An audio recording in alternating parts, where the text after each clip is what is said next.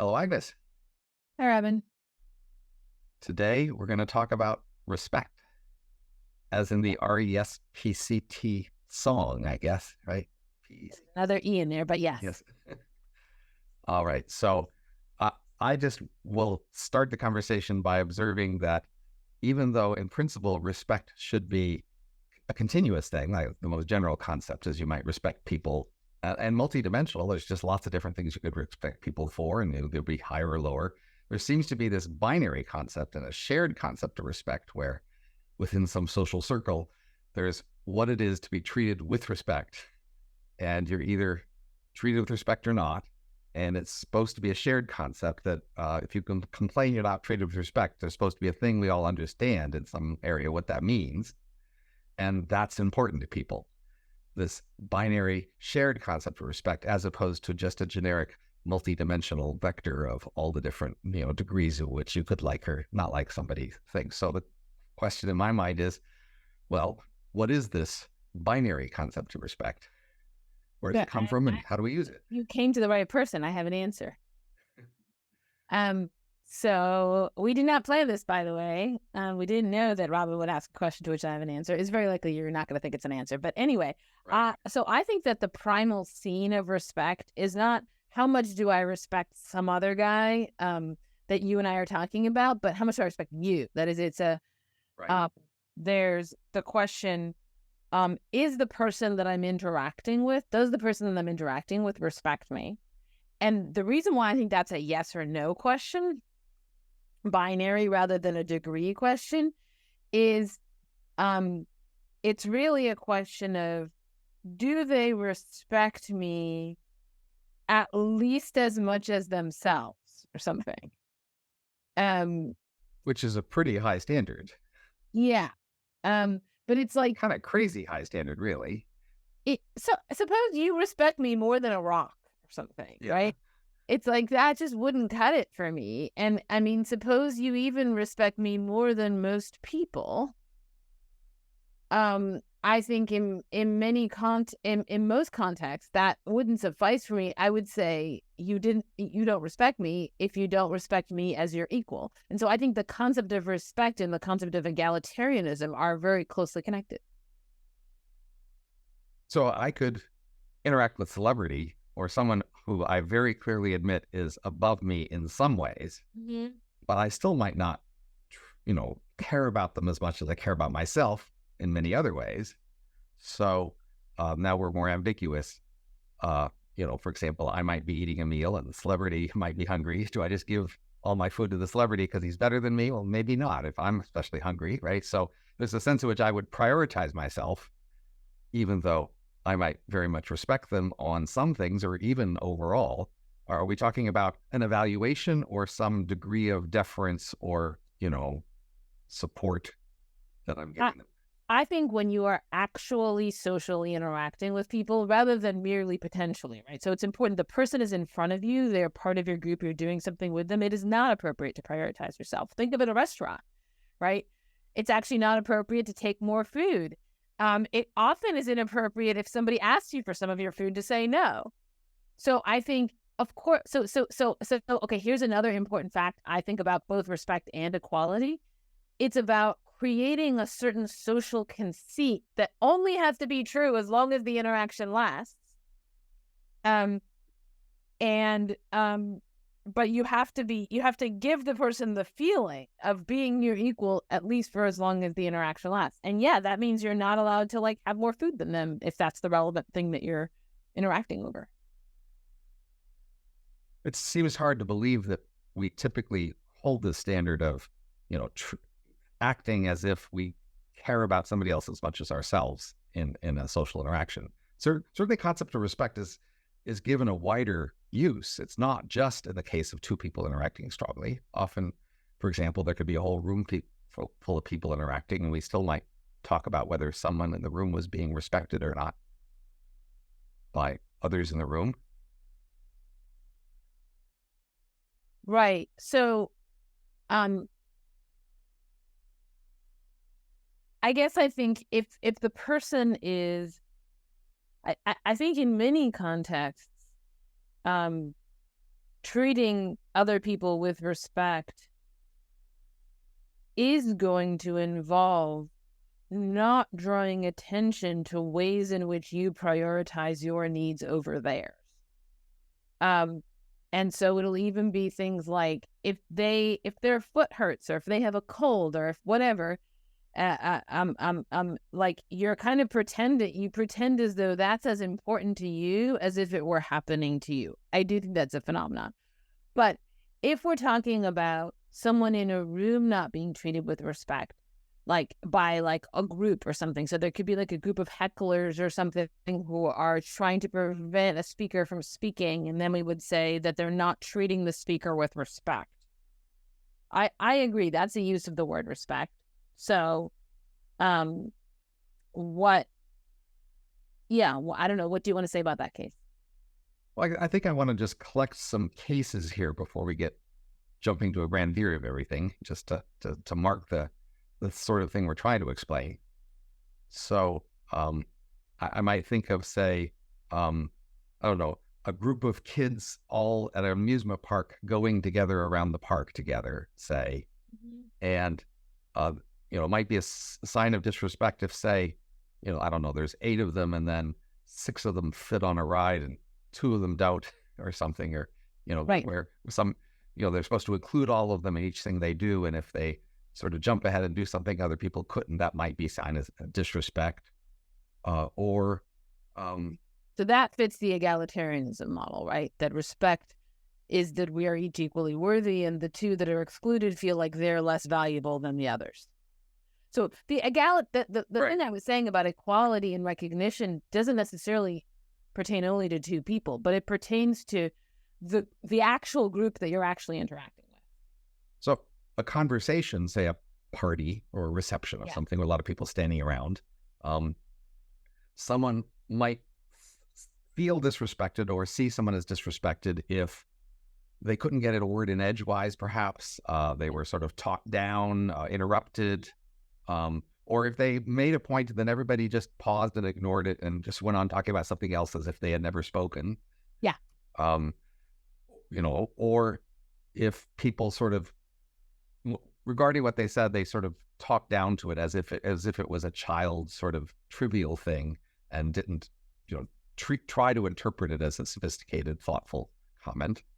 Right. And in fact, if there was a child in the room, we might see this disrespect exactly of the child.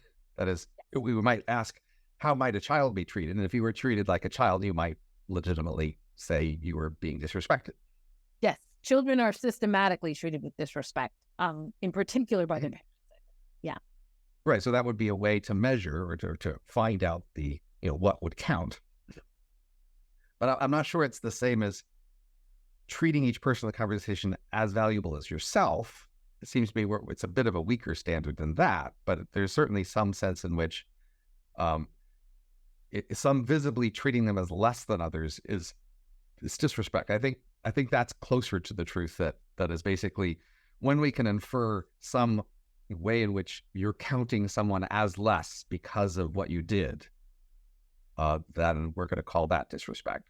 I think that you're right, that if the group is more than 2 people, then we can get a standard going that is lower than treating them differently from how you would treat yourself, right? Because it could just be that now there's a standard within the group of everybody gets to talk for a minute. And like, if everybody got interrupted, you wouldn't be offended over being interrupted, right? You're offended if you're the only one who gets interrupted. Right. But I mean, so in some sense, like, there's a lot of these different measures. So imagine one person that in the room is especially pretty, and many eyes are, looking at this person, sideways glance perhaps, but like they're just catch people's eyes more. Like, are other people being disrespected now? I can imagine, like, in some contexts, yes, to some contexts, no. That is, we might limit our scope of respect maybe to the conversational moves. Or, I mean, maybe someone in the room is actually in a wheelchair or something, and then we accommodate that person's, say, movement through the room in ways we wouldn't accommodate other people. I'm trying to think, there could be a bunch of different dimensions to our interactions, and for some of the dimensions, we might count those for respect, and for others, we might, think that doesn't count. Well, when you say we, it's like there, it may be that some people are not counting the who gets looked at, but then other people are counting that and are feeling disrespected because they're not being looked at as much as this other person. So I don't know that there's always a commonly agreed upon standard. But for any one person, they still might have these different aspects that they're counting. That is, for some interaction, they might think, oh, in this interaction, only these things count for respect. Yeah. For example, like if we think of a sporting event, say a race, right? We're about to race, the gun's going to go off and we all run. It's a very limited set of dimensions that count for treating the runners as equally in the race. You'd be quite allowed to look at some of the runners more than others, and for the purpose of the race, that wouldn't be seen as unfair or disrespectful. And that's a sense in which the interaction has a certain purpose and structure, and for that purpose or structure, we identify certain things as what's required for respect. So I think that that's right, but to me, all of that indicates that what we're doing is using certain kinds of responses or paying attention to certain features as markers of respect, right? So I could express my respect for you by shaking your hand or by bowing, right? Depending on the culture, there'll be different like markers of respect. But the question, what are the markers? And the marker could be giving everyone the same amount of time to talk, or it could be saying good point after every point that everyone makes, right? And you can imagine that in some cultures, the amount of markers of respect that you have to give can go up a lot. So we're paying attention to a lot of different things, and we're constantly having to like produce these signs of respect. Whereas in other cases, everyone just has the default, we respect each other. You can behave however you want, right? But between all of those, the thing that's common is that there are these markers, and that the question is, what are those markers or markers of? That is, what are they? They're like when I say good point, I'm signaling respect. Okay, what is the respect? What am I respecting about you? And that's what I was trying to answer when I said that respect is treating others as oneself, or treating others as being of equal importance to oneself, or something like that.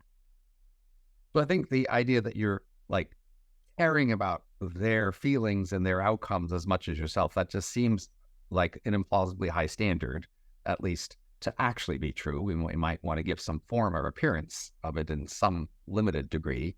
But, equal is more ambiguous. I mean, I think it might be closer to the truth, but then, the question is equal what exactly? I mean, since we're high dimensional creatures, how do we add up all the different features of you and me in order to add up to a single number that must be equal or something? It's not clear how you would do all that weighing and how people would agree on that weighing. Right. So I think you're right, first of all, that equal seems a bit idealized. And it seems like a high bar, equal to yourself. But if you recall, you posed an original problem, which is like, why is this on or off? Like, why isn't it just, well, you have different degrees. I respect you to 8, someone else, you're a 6. 6 is pretty good, better than a 3, right? And people don't seem to want that. They just want to be treated with respect. And equality would explain why it goes like that. But now the question is, okay, but what, it may be that in most cases, this idea of you're just important as me is nothing more than a conceit. It's I'm pretending. And the fact that equality involves a lot, I really think it does involve a lot of pretending, social practices of equality. The evidence for that is how many things would be awkward to import into the conversation, right? So there's just a lot of things that people don't talk about. Even people who are close to each other would not bring up with one another because it would shatter the conceit of equality. Is one of the two of us smarter? Is one of the two of us more socially successful? In a romantic couple, like, is one of the two of us more sexually frustrated? Right? These are things like we don't bring up. We deliberately don't bring them up because we're trying to preserve this illusion or conceit or whatever of equality.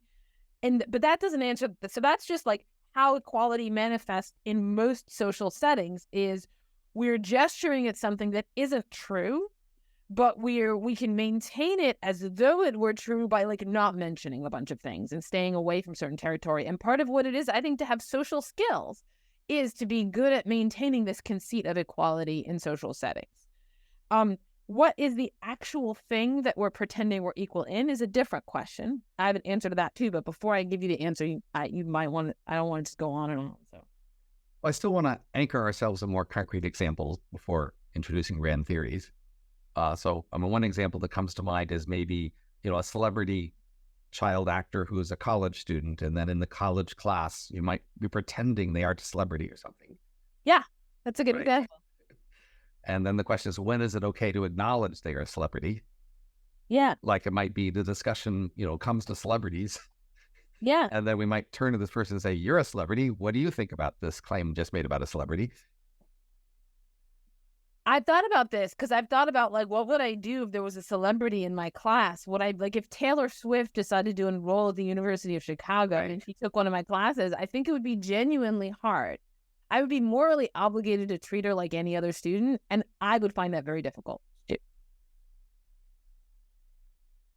So there are some contexts in which your differing abilities, it is respectful to acknowledge and to accommodate. So imagine a basketball team of 5 players, right? If they each have different skills, then it would make sense for the team to respect each player by putting them in the place on the feet, in the place where they play. Court, that's it. That matches their skills, their differing skills. So, so now there's differences we'd be acknowledging in the same way that we might acknowledge that the celebrity actually knows more about celebrities, and we'd ask her to, speak to that topic. So now it's going to be more subtle. How can we acknowledge each person's differing skills and still be treating everyone equally? Or say that we have a potluck and you make a great, roast chicken or something, and we say, why don't you bring your great roast chicken to the potluck? We didn't ask Alice to bring her roast chicken because it's not as good, but we're going to ask Alice to bring her pineapple dessert because that's great, So can we acknowledge differences in people when we treat them with respect?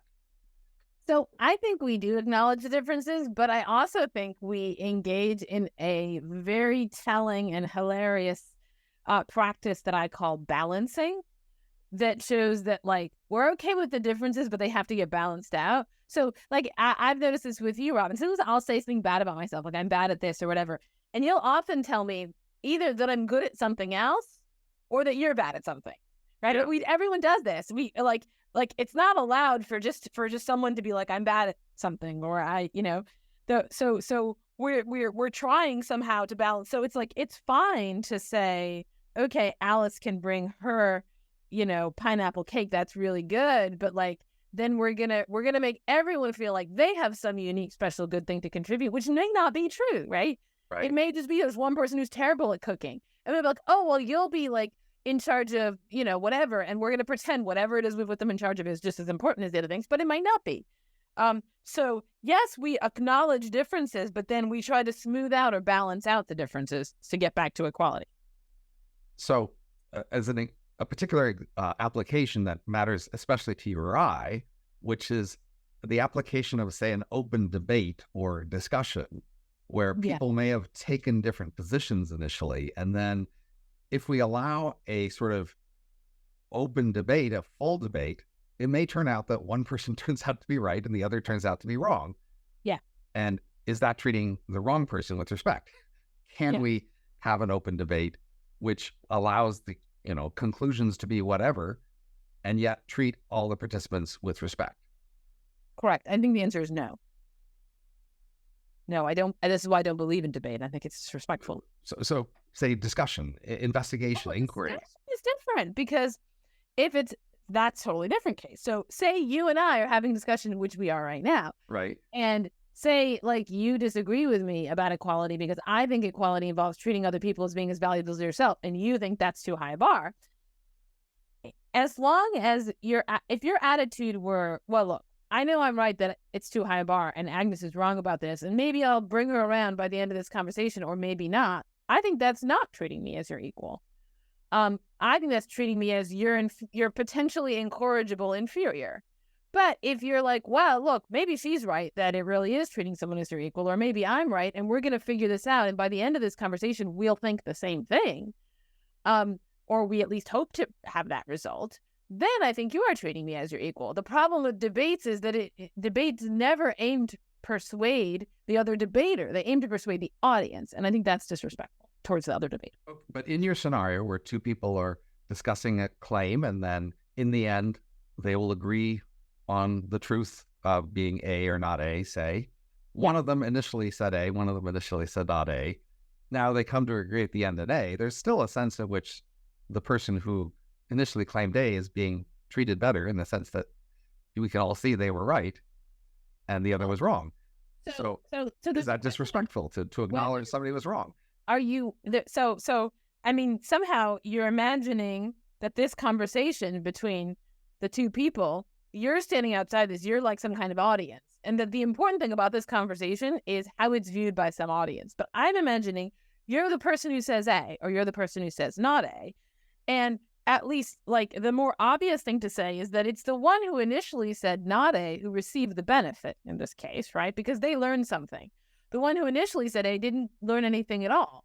And so but respect isn't about benefits, right? It's about sort of how highly you evaluate them. And so especially if we imagine a group of 8 people or something talking, and then, one person says A and somebody else in the group says not A, and now the others are listening as these two people debate A and not A. And then finally, in the end, the second person agrees, okay, yes, you're right, it's A. The question is, will that person, seem lesser in the eyes of the others, just like Alice might seem lesser if she wasn't invited to bring the chicken that she might have wanted to and was assigned the dessert or something, right? We might think whoever can bring the main dish is a more important dish than the dessert dish, and that we might see whoever was assigned that as getting more respect. Similarly, in a group, I think it's quite common to see whoever was seen as correct in an exchange like that as having gained status, gained prestige, respect in the group, and then the person who was wrong loses a bit. So I think that I agree. I think this is the tough case, and so I'm glad that we landed here, because this is what I think all of respect is about. That is, I think every single time we respect people under any circumstances, we're gesturing at the case where there's two people and they disagree, and the real egalitarianism is recognizing another person as your equal and recognizing them as having a claim on the truth, even when they disagree with you. And I think that,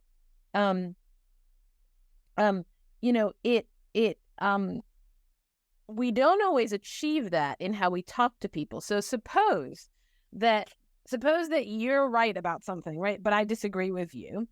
And, you think you're right. You're sure that you're right. And you're gonna try and get me to see that. So you're trying to persuade me. And eventually you win, you persevere and you persuade me. And I say, Robin was right. That can be plausibly described as like a victory for you, because you got the thing you wanted, namely persuading me. But suppose that it wasn't your goal to persuade me. Suppose that your goal was really that we figure out what the right answer is. It could be that you're the one who's going to have the right answer at the end of the day. It could be that I'm the one who's going to have the right answer at the end of the day. And then we, talk it through and we consider everything and we land on the view that you were right all along. Then that's not a victory for you. It's not any more of a victory than if I had been right all along, because your goal wasn't to make me believe the thing that you thought. So you didn't achieve that goal as opposed to the other goal. And I think it's only in that case, it's only if you see it that way, that you are truly treating the other person as your equal. But this view you're outlining suggests that contests and games are never respectful. That is, if we have a foot race and one of us wins, according to this account, the loser is disrespected. if we have a spelling bee and one of us wins, we can just often have contests in our social interactions. And is there a way to be respectful in a contest? Because if so, then why that could also apply to this persuasion case. Yeah. So I would say not really, but pretending, yes. And most of respect is about pretending. That is, respect in almost every context is about producing a certain set of conventionally agreed upon signals, where what those signals communicate is, if we were in the real scenario of egalitarianism where you and I disagreed about something important, we would pursue the inquiry in a kind of open and inquisitive way, and neither of us would be trying to persuade the other. So when I shake your hand, that's what I'm signaling. When we have a contest with equal rules, that's what I'm signaling. And so treating people with respect is just sort of succeeding at that. In most contexts, it's just succeeding at that signaling game. And what does that mean in the context of sports? Well, it can require a lot. It can be oh, you have to shake hands after the match, and you have to say things like, good game, it could have gone either way, or whatever. Often, there's quite a lot that's required. Often it'll be almost nothing. You just have to follow the rules. But in any case, if what you want to know is, are you really respecting the person? Is respect really being exhibited in the context of a sports match? The answer is no, it can't be. It can't be that we have common knowledge of this fact that sport events can't be respectful, because otherwise you couldn't have a pretense that would cover it over. It could only be covered over for people who didn't know this true theory of respect and who are mistaken about some other theory. So under your account, most everyone's is quite mistaken about the nature of respect. Correct. You're lucky that you came to me about this question. Okay, but then we could talk about the concept of respect they have, which is different than yours, because according to their concept, you can have a respectful contest, and maybe we could ask what concept of respect they have in their heads. Right. Okay. Do you want to offer something on their behalf? Well, a simple sort of, anthropological story would be that just like norms differ across cultures, the markers of respect vary, and that what it is to respect someone is to give the locally appropriate markers of respect, and that's literally what it is. Okay, I mean, your theory is very compatible with mine. The difference between us is that I'm in a way showing more respect to people who are giving out these markers of respect, because I'm saying, it might look on the surface like all you're doing is giving out the locally approved upon markers, which also can't really be what people think they're doing, right? When I'm mad because somebody won't shake my hand, and I'm like, he just didn't give me the locally approved upon markers of respect. I think that there's some deeper thing that it's gesturing at. And what I'm telling people is there really is a deeper thing that all these markers are gesturing at. There's somewhere else that they're pointing. And so your sense that there's something else there is correct. You just probably don't have a good theory about what that thing is. And that's what I'm offering you. So consider a matter of shunning. So imagine there's a group community of people, and that it would be possible if everybody created sort of a common expectation that you were going to be shunned, if you were going to be excluded, that in fact you wouldn't be invited by any of them to any events or, acknowledged, etc. And you don't want to be excluded or shunned. Yeah. And so you could think of markers as respect as sort of the initial steps that might lead to shunning or exclusion, and you don't want them because that's where they might lead. That is, what you don't want is a consensus in this community that you're going to be treated lower than other people, because that'll go badly for you in lots of different ways people will treat you. So you want the appearance, at least, that people are willing to see you as, a member of the group who's not being shunned. Yeah, so that's another kind of so in a way, right? So we have a set of markers that people care about. And then there's the question, what is the deeper meaning, right? And I offered one deeper meaning, which is that what we're doing is we're telling each other, if push came to shove and we really disagreed about something, we'd be able to treat each other as equals. And then your first account was you're skeptical of that kind of Socratic transcendental rationalism.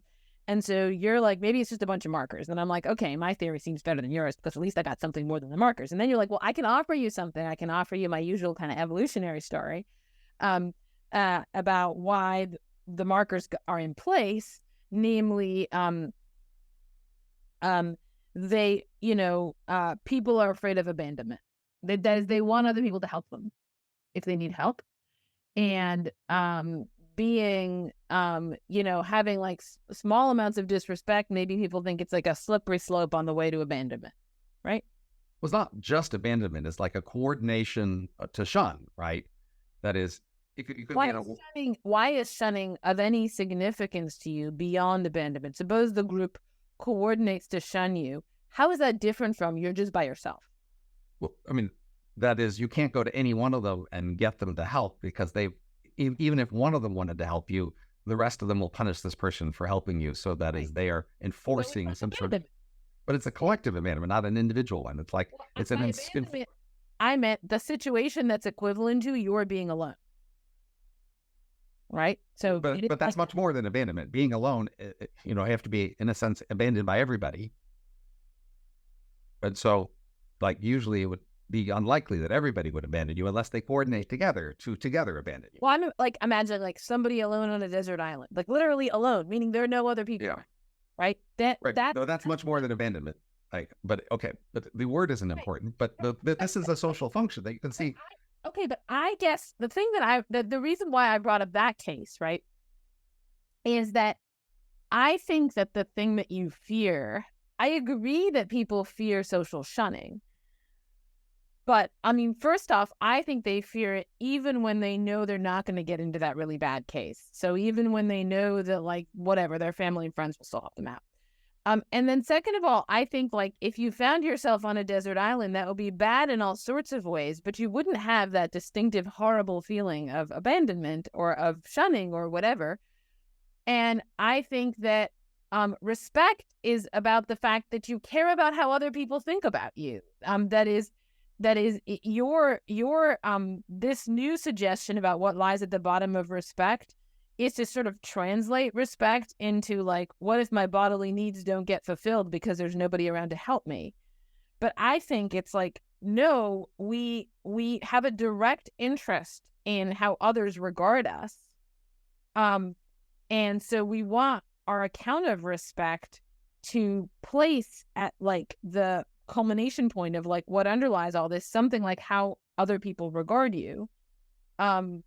And my theory does that, which is to say, you want other people to regard you as having a mind, or as being a thinker, or as having a claim on the truth, even when you disagree with them. And that's a matter of how they think about you. It's not just a matter of what you can get out of them. But your postulate, if we just end there, doesn't explain why you would want that. Whereas the sort of evolutionary account gives you a more straightforward story of why you want something like that. So... Well, you didn't ask me about that part. I have an answer to that question. The reason why we want that thing is because very deep down, we have to keep going deeper, very deep down, we understand that we are incapable of thinking about things by ourselves. And in particular, we are incapable of thinking, or we're capable of seeing our own blind spots. When we're wrong, we don't understand that we're wrong. And the most fundamental need that we have of other people is not to smile at us, or to give us food, or to have sex with us, or to help us raise children. The most fundamental need we have of other people is to think with us, which requires them to recognize our minds as minds, even when we disagree. And it's that fundamental recognition that that's the basic human relation. That's what we're reaching for in respect. I mean, seems to me that's one of many things we want, for more fundamental reasons of not wanting to die and wanting to have descendants and that sort of thing. That isn't the only thing we could want. It's a thing we could want, but we can understand why we want that because of these other more fundamental things we want. But it seems less insightful to sort of talk about which of these is the more fundamental, because all the things we're talking about are quite a remove from our immediate experience. It seems to me the more interesting topic here is, how do we navigate respecting people while still doing the other things we want and need to do? That is, how does respect and the need for respect get in the way of things? So we were talking about, a discussion where one certain might be seen to win or lose. I think we agree that an overly aggressive or naive, application of the need for respect signals can get in the way of having an honest, thoughtful discussion about many topics. Well, so respect, there's a kind of respect tax, you might put it that way, on all of our interactions. So, and that's, I was gesturing at that in terms of it places constraints on what we're allowed to say to other people. But that's going to be true in every context except the one that we're actually referencing by means of all these signals, which is the context of having an honest conversation. If you actually are having an honest conversation in which you're trying to figure something out, and if both people understand themselves as doing that, then there should be no respect tax, because then they're, instead of signaling that they would regard you as having a mind were you to be in a context when you're disagreeing, you actually are in a context when you're disagreeing, and they are regarding you as having a mind. And the more true that is of the conversation, the more you should be allowed to say anything at all. So there's a counter-signaling phenomena where we, with strangers or mere acquaintances, we give certain signs of respect signs. And then with close associates, we often give opposite signs in order to distinguish close associates from strangers or mere acquaintances. And that seems related here in the sense that, for strangers or acquaintances, you're not supposed to insult them and you're supposed to praise them in general. But often we show our closest associations to be closest by insulting them. And then we might even point out their weaknesses with close associates. And there's a sense in which the pitch might be, you and I, if we were just acquaintances, we would have to do all these polite, respectful things. But I respect you. I propose you and I respect each other enough to set all that aside. Yeah. And be honest with each other and, look me in the eye and know that I'm, not doing this for bad reasons. And because we know each other and trust each other so much, we can not give the usual respectful signs in our interaction. And that's how we deeply respect each other. Yeah, it's just another form of the respect tax. And often that second form of the respect tax, the one where we spend a lot of time telling each other that we don't need to pay the respect tax, that second form is often more laborious, it's a higher tax than the one that you do with strangers. And I think this is why often there's something refreshing about the kind of intellectual conversations you can have with people you don't know, because you don't have to spend a lot of time telling each other that you know each other pretty well and respect each other. But thinking about the insults, though, that close associates give, right? Yeah. I mean, so to do those insults, it's like time you got to spend insulting each other instead of talking about something interesting. But what they're purporting is that there is this close relationship where we don't have to pay the tax. You're making the same sort of claim. That is, you're saying this is ideal conversation. If only we could be in that ideal conversation, then we wouldn't have to be paying respect tax there either. Yeah, right. I am saying that. Right. So I'm explicitly making that claim. They're taking up energy to signal that. And the fact that they're having to signal it means it's not true. And why doesn't your version need signaling? It seems like you're just assuming that yours doesn't. I'm asserting that asserting is different from, right? I'm just saying, here's something that is true about the ideal case. That's not to say that it's true about any real cases. It may be that real cases only ever approximate to the ideal. And so in real cases, probably there's a number of ways in which people still have to signal. I still get annoyed at you when you interrupt me, even though we're trying to have intellectual discussions. And so theoretically, I shouldn't be annoyed by your interrupting me, because it shouldn't matter, because whether or not you interrupt me shouldn't be a signal of anything. But clearly I'm a defective interlocutor because I am giving that some weight. But yeah, at least it just sort of follows that if we're just directly getting the thing that we want, then we don't need to give the signal that we would be getting it in some other circumstance. It doesn't seem to me to follow at all, actually. Sorry. So again, just to be clear, typically we are uncertain about the degree of respect we are getting, and that's why people need to signal their respect, to show signs of respect. And we have these different modes, like the acquaintance, the very close associate, the stranger. They give different signals. They have different kinds of uncertainty, and they have, different respect taxes. If you could assume there was no uncertainty and everybody was completely sure that they were fully respected, yes, of course, in that case, there would be no need for a respect signal or respect tax. But Yeah. since that never happens, can we talk about the real situations and how we navigate through those? Well, I still think it's important to talk about that case because my thought is that all the signal is gesturing at that case. And I also think that it's possible to be, as a matter of degree, closer or farther from that case. So you could be like 85% in that case, or you could be like 20% in that case. But that's the whole point of the close associate story. But I don't think it's true that the close associates are more like 85%. I don't think that's right. But let's walk through the detail then. So Okay. if the thing causing the need for signals is uncertainty, so that's the standard signaling story. Signals are responding to uncertainty. Yes. That is, somebody has a characteristic and you don't know what it is, but you care about it. And so they are going to do things in particular ways to try to show you characteristics of themselves, but that has signaling costs. Then the story is that you know the least about strangers, you have the most uncertainty.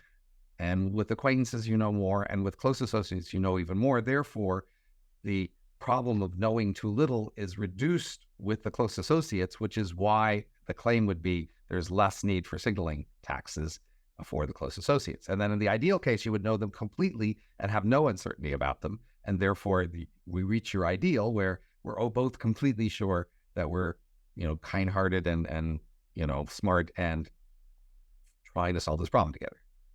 So, I'm glad you posed this point because it is a good way to illustrate how good my theory is. Because my theory does not predict that if you know someone better, you will have less uncertainty on this question. Recall what we're certain or uncertain about is the scenario where you and I disagree, and we disagree about something really important. It's got to be something important. It's got to be something that we're like, kind of disagreeing about it. Whether you're a good or a bad person might hinge on this, right? So significant disagreement. And the question is, can we conduct that disagreement in an open and inquisitive way where each of us still allows that the other of us has a mind in spite of the fact that this disagreement is present? Now, suppose you have some close associates. It could even be your spouse. And suppose you've had lots of opportunities to have this kind of disagreement, but you've always veered away from it. You've never actually had it. And in fact, when you've sort of tried it, it's gone badly, right? Over time, you might actually become more uncertain. The more you know them, you might become more uncertain about whether you could, if push came to shove, really do this thing, this ideal thing. And it may be that at least many of us could be more optimistic with a new person. Like you at least don't have evidence that it is going to fail yet. So it's actually not obvious to me that you're going to that if respect is what I'm saying it is, that you're going to feel more certain when you know the people. And I think that this sort of corresponds to how quite often when people know each other quite well, but in a context where real intellectual engagement and disagreement is not really permitted, like family, like over Thanksgiving or whatever, there's a lot of stuff you have to do to show each other that you respect each other. There are a lot of forms, and people are easily insulted because they feel very uncertain about what would actually happen in this case. So a classic explanation for why people shake hands is to show they don't have a knife in their hand. Right. Okay, so let's take this as a concrete kind of thing you might signal. Yeah. So imagine two complete strangers approach each other in the woods or something. They might have a knife in their hand and they might be planning to knife the other one. And so they might need to approach surely and open their hands in front of them perhaps to show that they don't have a knife in their hands. Now, you might imagine two people living together a lot who, in fact, never show their hands to each other and sleep in separate locked rooms. And then, in fact, almost never show each other that they don't have a knife in their hand. Now, after several years of that, you might come to think they probably do have a knife in their hand because of all these years that they would refuse to show you what was in their hand. Right. Okay. So I'm not sure I want to call these people close exactly. That is, they've had the chance to get close and they've repeatedly refused the chance. Yes. And they're I think this is how most people are with respect to most people whom they call close. Their family members, their spouses, etc. They shy away from disagreements about things that really matter. And yeah, it's like never putting out your hand. So if you want to say most people are just not close to anyone with whom they've spent many days of their lives, I'm okay with that. I think that's right. I think philosophical friendship is real friendship. And if you don't have it, then you might be physically close to people, but you're not actually close to them. I would say that most people who spend a lot of time interacting do end up revealing many things about themselves, including whether they have a knife in their hand. They also end up revealing many things about, their opinions of themselves and others, et cetera, in their conversations. And so I think that, in fact, people do know more about the intentions and beliefs about people they know closely. Right. So there are many things you're going to know about those people, and I'm not going to deny that. And so there are many ways in which you will be comfortable around them. But there's a question. You would also know how much they respect you. And so this whole discussion is about respect. And that's why I think that, in fact, people you know closely for a long time, you, in fact, know a lot more than you do about strangers about how much they respect you. And so there's less need for them to give you respect signals when you know more how much they respect you. I guess I just think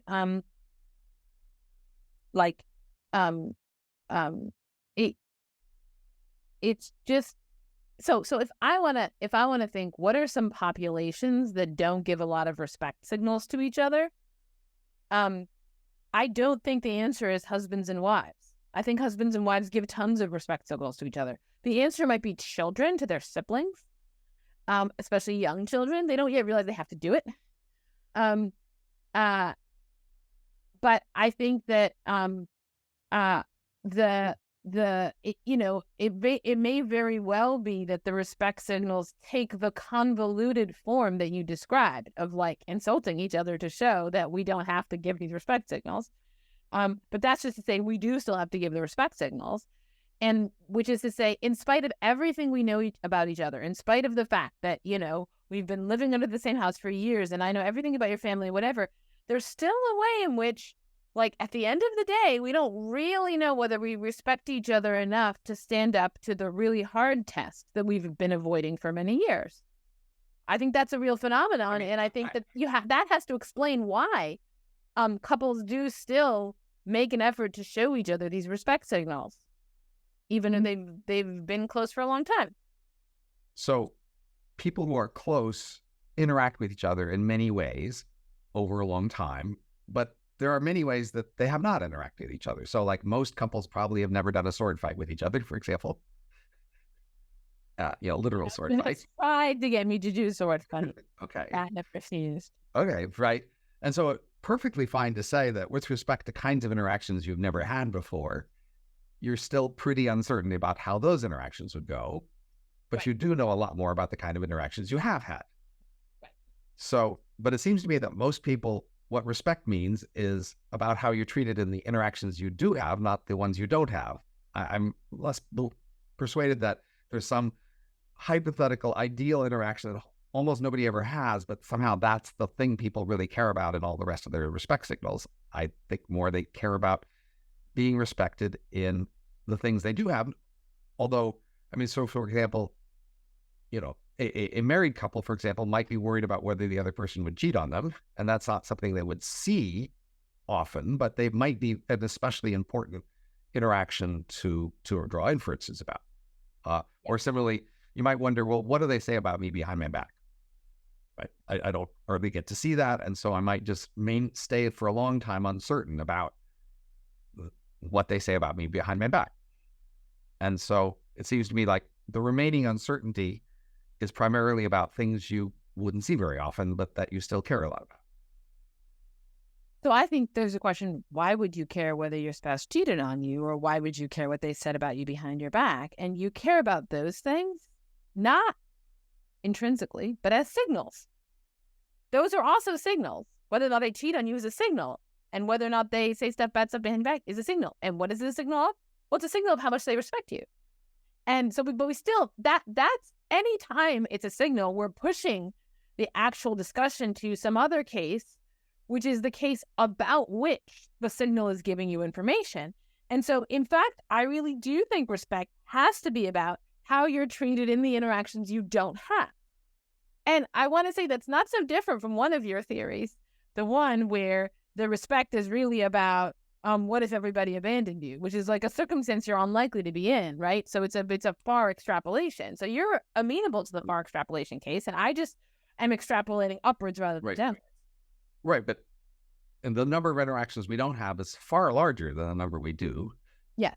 So you seem to be picking one particular thing we almost never do, yes, and saying respect is all about that, how we would treat each other in that one situation, yes, and not about the millions of other things we also don't do, or right, even the thousands of things we do. Right. That's correct. And I think because I think fundamentally we want to be respected as minds, like as beings that are capable of thinking about good and bad. That is the sort of description under which we seek respect. And if suppose I am a being who has thoughts about good and bad, and suppose they agree with your thoughts, we have the same thoughts about good and bad, well, then it's no sign of respect that you're like, those are some good ideas. In saying that my ideas are good ideas, in that case, you're just saying your own ideas are good ideas, right? And so you're just, in effect, respecting me is just the same as respecting yourself. And it only counts for something if there was like a challenge to it, if there were the stakes. And so, yeah, it seems to me that the ultimate case of respect is going to be when you continue to see me as a mind who thinks about good and bad, even when I have different thoughts than you about good and bad. But you and I are intellectuals, and our ability to think is especially important to our identity and our status in the world. But I've just met a lot of people for whom that's not so true. I'm just not, it's not obvious to me that, the lodestar for most people of respect is, if we were to have a discussion, would you respect my thoughts enough about it to maybe be persuaded by me? I think there are a great many people who see themselves as, no, that's not what they're especially good at. And therefore they're not going to put all their self, respect on that feature. And they care about a bunch of other things that they think they bring to the world and they bring value for. And what they want to be respected is for those other things, not necessarily for their ability to have an equal conversation where they persuaded the other person. An indication about this is like, how many people are just okay with being seen as dumb? How common among all these people, who are not intellectuals, are they fine with you saying to them, I'm a lot smarter than you? Like, let's just get some of the facts on the table. You're better working with your hands, but I'm smarter than you. Probably you're not going to say that to these people, even if it's true. It would offend them. Why would it offend them? Well, because it would be a sign that you didn't respect them. Why? Because the actual, real context of respect is one where their ability to use their mind matters. But this description is true for dozens or hundreds of other features of them, by which people also don't want to be told they're worse on those things, even when they are. People just don't want to be told they're worse on most anything. Right. I think that's true. And that's because, it, in general, almost any way in which somebody is worse at something can then serve as like a signal or a marker of lack of respect. So that telling someone you're worse than me at painting or something can be like refusing to shake your hand. But I think it is striking that the one about intelligence runs pretty deep, and it runs pretty deep at a cultural level, right? Like the idea that some groups are more intelligent than others is like unspeakable. And I think that just shows, I mean, it's a mistake, obviously, because whether or not you can be treated as having a mind and having a mind equal to mine in a debate has very little to do with how intelligent you are. But it's something that it's a ready confusion, and so the intelligence one is going to be more pervasive than the question of, like, do you shake my hand or bow or something? It runs closer to the actual context of respect. So I've met people, reasonable people, who, with respect to other people, are wary of doing the whole let's just work it out together thing, exactly because they think, well, you're just smarter than me, cleverer than me, and you'll be able to outthink me in this process. Yeah. And then if I'm obligated to sort of acknowledge whatever seems to be the truth at the end of this, I will get, pushed into accepting what you want me to accept. That's an exactly where people say, I don't idealize the scenario you're describing, because I think we do differ in certain mental skills, and I would be at a disadvantage there. And they therefore want to pick other forums as kinds of ways to settle disputes. Right. So I think that's right. But I think if you're an intellectual and you find that a lot of people are having that response to you, you fail as an intellectual. In particular, what you failed to do is get them to see that were they to interact with you intellectually, your goal wouldn't be to persuade them of anything. And so you wouldn't be outthinking them by persuading them that you're right, because you don't get anything out of persuading people of things.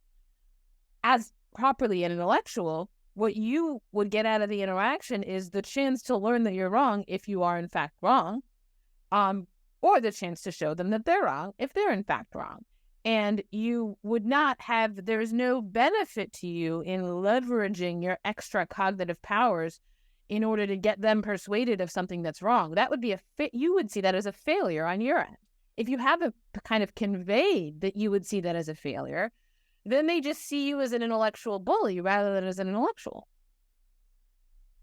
So I think we're running out of time in terms of we should wrap it up, I guess, in 5 minutes or so or something. 3 minutes, yes. Okay. Or so. I guess I'll stick with the claim that people have a lot of different things they want respect on, and like the uber respect isn't about your intellectual abilities in a ideal conversation. There's just a lot of different things people want respect for, and for most people even, that's not the main one. But I do think we agree that people want respect, and that the need to show respect is a tax on many other things. And there's a lot of things to think through about how can we respect each other well without sort of paying such a big tax. That is, this seems an important topic. Once we realize there is this huge respect tax and people are paying it large amounts all the time, and it's a complicated thing, then it seems worth trying to figure that out. And one thing people say is that, by knowing people better, you can pay a lower tax. If that's not true, then, well, we need some other candidates. What else could we do to lower the respect tax? Yes. So I've given you an answer to that question. No, you haven't. Yes, we could actually do the thing. So you haven't said how to do that. You just said it's an ideal that could in principle happen. You haven't said how do we actually do it. So you said, well, there's all kinds of different things we want to be respected for. I think, no, there is one thing. I want what it is to be respected is, it comes very close to the phrase, I have a right to my opinions. That is, I want other people to see me as someone with a perspective, someone with a mind, someone to whom the world appears to be a certain way. And I don't want them to sort of stomp all over that or say things like, well, I'm an expert, so your view doesn't matter. I want somehow my point of view on the world to matter. And I think even people who aren't intellectuals care a lot about that. They care that their that their point of view, their way of thinking about things has a bearing for others.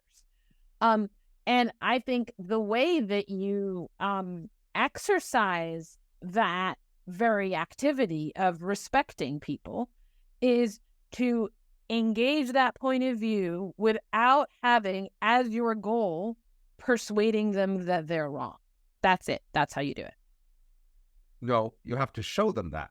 It can't just be that. You have to show them it in order to, pass the signal test. I agree, but I think like if you do a good job of doing it and you're doing it with them, that is that you're not just doing a performance, right? They're participating in the process.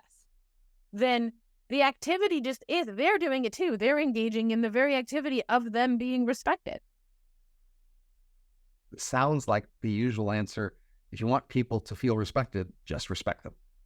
Yes, but I'm telling you how. Like, it's not by like shaking their hand or bowing to them or calling them sir or giving the right amount of signals or creating the world in which fewer signals are required or getting to know them better. None of those things are going to work. You actually have to go to what is it that the people really want, which is to have their point of view be engaged with but not squashed, and do that. Yeah, that is how you actually respect people. And if they'll feel respected if you respect them. It doesn't follow. I think that their feeling respected is part of your activity of respecting them. That is, because it's a cooperative activity, like you may think you be like, I'm being super respectful, but if they're not feeling respected, then as a matter of fact, you haven't engaged their point of view, though you may think to yourself that you have. It's a cooperative activity. So yeah, I do think it actually follows that you're not doing it. Part of what what you're doing is not exhausted by your intentions. I think we shall have to end it there. Okay. Agree to disagree? Well, agree to respect each other in our discussion of the topic. I don't think that makes sense, but okay. Well, we hopefully tried to respect each other, and whether we did it or not, I guess if the other person doesn't feel respected, then according to your description, you must not have been respecting. I give this one like an 87%, this conversation. Respect. Okay. So that's a pretty high score. All right. Well, we'll take that then. Okay. That's enough for now.